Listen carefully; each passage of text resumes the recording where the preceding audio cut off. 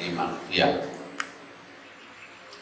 Kata-kata anas manusia berarti Al-Quran itu jadi petunjuk bagi siapapun yang bernama manusia, apakah dia beriman atau dia kafir, bahkan boleh jadi ateis, Al-Quran bisa menjadi petunjuk dan dinas. Tapi di surat yang sama ayat 2 diterangkan fungsi Al-Quran itu dari kitab la raiba fihi dan lil muttaqin, petunjuk hanya bagi orang-orang yang bertakwa. Artinya kalau begitu buat orang kafir apalagi ateis nggak bisa. Jadi di 185 dan dinas di ayat 2-nya dan lil muttaqin, petunjuk bagi yang bertakwa, hanya bagi orang bertakwa. Lalu diterangkan siapakah orang bertakwa itu, ciri utamanya alladzina yu'minuna ghaib, perjalanan manusia, yaitu orang yang beriman kepada gaib. Nah, dari sini kita bisa tahu bahwa Al-Quran itu menjadi petunjuk bagi seluruh manusia, dan di sisi lain hanya jadi petunjuk bagi orang yang bertakwa. Nah, kok bisa ada dua informasi dari Quran yang sama, yang satu hudan linnas, yang satu hudan lil muttaqin? Perlu kita ketahui bahwa alam ciptaan manusia ini sifatnya ada dua. Ada alam yang syahadah. Yang syahadah itu yang nyata, tampak di mata dan dapat diraba. Ada alam yang gaib. Alam yang gaib itu tidak syahadah, ada tapi tak tampak di mata, nggak bisa kelihatan, tak dapat diraba, tapi ada. Dalam diri kita saja umpamanya. Oh, saya tanya kepada Mas, gaib apa syahadah penglihatan? Ayo, penglihatan. Kalau ini namanya mata, ini penglihatan. Kalau mata bahasa Arabnya ain. Kalau penglihatan namanya basar. Yang namanya penglihatan ada nggak? Ada. Bagaimana nggak ada? Orang ini bisa melihat. Tapi kelihatan nggak penglihatan itu? Penglihatannya ain. Yang syahadah ain. Pendengaran. Yang ini namanya apa? Telinga. Telinga itu fisik, syahadah. Tapi fungsinya mendengar itu nggak kelihatan. Tapi ada. Buktinya kita bisa mendengar. Jadi yang ditanyain nanti bukan telinga, apa? Penglihatannya. Inna sam'a wal basara wal fuada kullu ulaika kana anhu mas'ula. Semuanya pendengaran, bukan telinga. Penglihatan, bukan mata. Akal pikiran kan ditanya.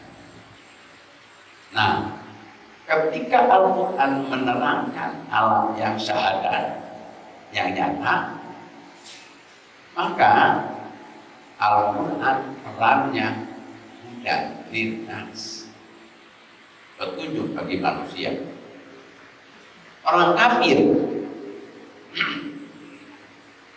kalau kata Quran begini,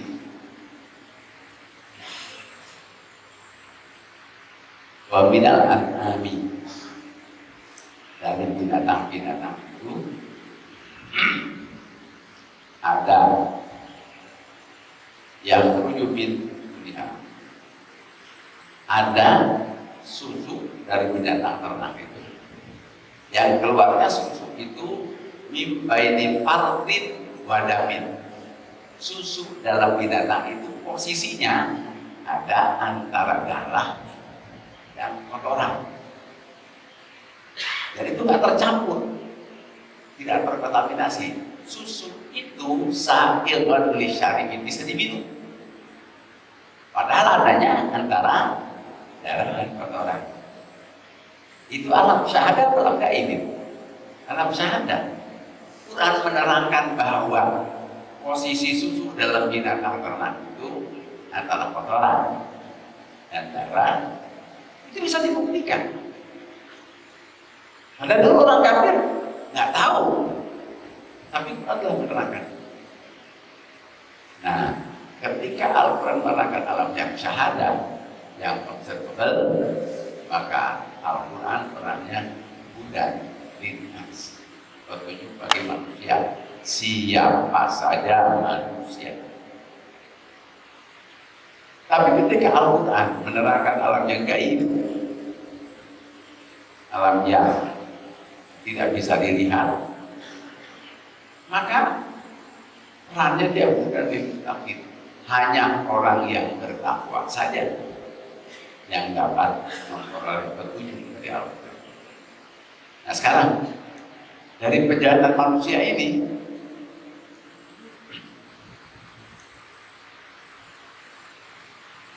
yang kemarin kita sudah tadi malam, yuk, nah 15 alam arwah, alam ruh sebelum bergabung dengan jasad. Coba hitung, alam gaib atau alam syahadah, alam arwah. Gaib apa syahadah? Gaib. Orang kafir nggak bisa tahu itu karena nggak percaya dia. Ya. Alam rahim, waktu kita dalam perut ibu, itu alam syahadah, alam gaib. Syahadah, meskipun nggak kelihatan, kita bisa observasi, misalnya USG, alam syahadah. Alam dunia, syahadah apa gaib? Syahadah. Terus sakarat maut, gaib apa syahadah? Gaib dan syahadah. Kamu keluarnya ruh gaib, tapi fisiknya tidak bernyawa lagi, syahadah. Terus alam barzakh, gaib apa syahadah? Gaib. Kiamat, gaib apa syahadah? Alam ba'as, bangkit, gaib apa syahadah? Menerima kitab, gaib apa syahadah? Terus gaib kan? Terus menerima kitab, berimpun di mahsyar, dihisab, dihitung amal, ditimbang amal baiknya, haul, telaga kautsar, sirat, neraka, surga, semuanya gaib.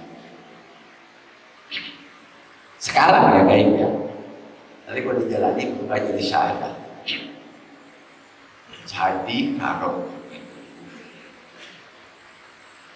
ajaran agama itu jauh lebih banyak mengajarkan yang gaib. Pertanyaannya,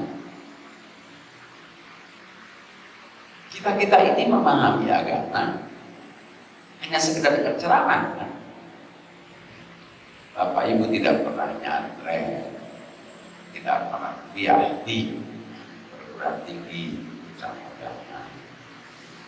Jadi hanya sekedar dengar-dengar saja. Nah, oleh sebab itu, bagaimana kita bisa melahirkan keinsafan beragama? Nah, informasi agamanya kita tipis, kurang. Nah, bulan Ramadan ini kesempatan yang paling berharga. Kalau di hari ini, kalau akan uraikan ini perjalanan ini. Nah, Karena dia gaib, berarti kita harus percaya kepada informasi wahyu.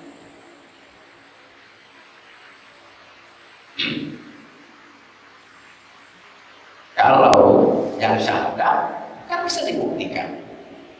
Umpama di Quran begini, yang syahadat surat Yasin dikatakan wa ayatul lahul ardu dan ahyina.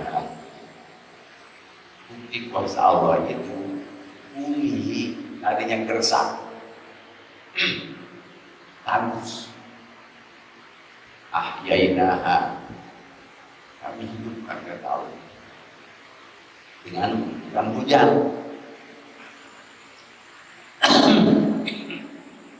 Wa akhrajna minha habban faminhu kami keluarkan dari bumi itu biji-bijian yang mereka bisa makan. Makan apa? Nasi dan beras dari padi biji-bijian. Wa ja'alna fiha jannatin, kami jadikan di bumi itu sungai-sungai, jannatin kebun-kebun, min nakhilin dari kurma, wa anabin dan dari anggur, wa fajarna fiha minal uyun, dan kami pancarkan di bumi ini mata air. Liyakulu min samarihi, supaya mereka bisa makan dari buah-buahnya. Wa ma tataidihim, dan dari hasil usahanya. Afala yashkurun, mengapa mereka tidak bersyukur? Informasi tentang tumbuhnya tumbuhan dari bumi yang gersang itu syahadah apa gaib? Syahadah apa gaib? Syahadah apa gaib? Syahadah. Bukti. Al-Quran menerangkan. Orang kafir mau percaya tidak percaya terserah, tapi buktinya begitu. Tapi ketika Al-Quran menerangkan wasiqal ladzina kafaru ila jahannam zumar, dan digiringlah orang-orang kafir ke neraka jahanam berbondong-bondong, hatta idza ja'uha, sehingga ketika mereka sampai di pintu neraka, wa qala lahum khazanatuha, penjaga-penjaganya itu berkata, alam ya'tikum rusulun minkum yatluna 'alaikum ayati wa yunzirunakum liqa'a yawmil qiyamah.